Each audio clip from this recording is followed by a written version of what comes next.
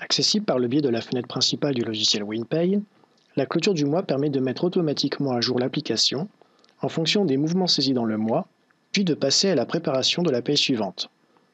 Cette étape peut être réalisée sans attendre le retour de la trésorerie générale, à partir du moment où cette dernière a bien reçu et exploité le fichier de paye transmis par vos services. Par excès de précipitation, il peut arriver que la paye soit clôturée 2 fois de suite, ce qui vous amène de facto à la préparation de la paye du mois prochain au lieu du mois courant. Ce mini-tutoriel vous présente en quelques minutes les étapes à respecter pour résoudre ce problème. La clôture du mois se décompose en 3 phases qui doivent être lancées successivement. Le transfert des cartes vers le fichier personnel, la mise à jour des prestations familiales et vacations, et la clôture du mois. La première étape de la clôture permet de mettre à jour l'ensemble des dossiers qui ont été impactés dans le mois par un mouvement de paye. Les cartes saisies dans Modif Carte sont alors effacées et les historiques sont mis à jour. La deuxième étape est destinée à reproduire les modifications que la trésorerie générale va effectuer de son côté. Par exemple, la mise à jour des codes enfants, ou encore le décompte des vacations.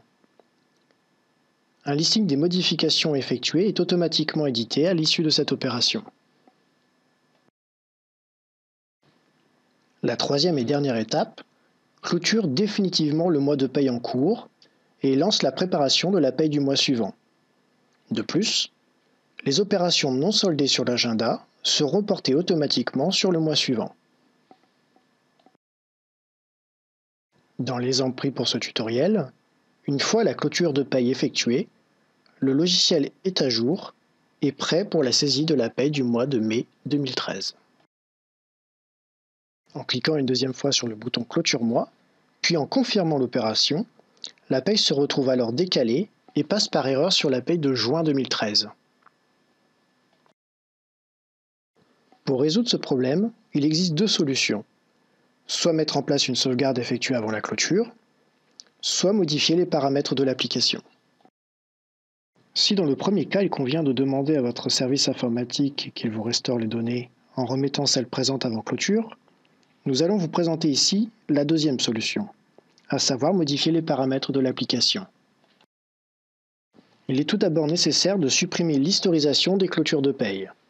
Pour cela, allez dans le menu Paramètres. Sélectionnez Visualisation des enregistrements d'un fichier, puis Clôture.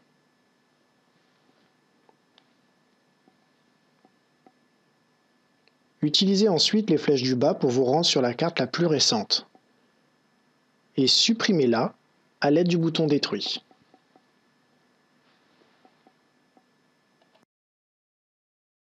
Une fois la fiche supprimée, revenez sur l'écran principal du menu de paramétrage. Il ne vous reste plus alors qu'à modifier la date de la paye en cours. Pour cela, allez dans le menu Paramètres disquette TG. Sur la ligne Mois préparation paye, remplacez le 1er juin 2013 par le 1er mai 2013. Enregistrez cette modification, puis revenez sur la fenêtre principale du logiciel. Vous pouvez alors constater que le logiciel est bien revenu sur la préparation de la paye de mai 2013. Il vous est désormais possible de commencer la saisie de la paye de mai 2013. Voilà, c'est tout pour aujourd'hui. Je vous dis donc à bientôt pour un nouveau tuto vidéo.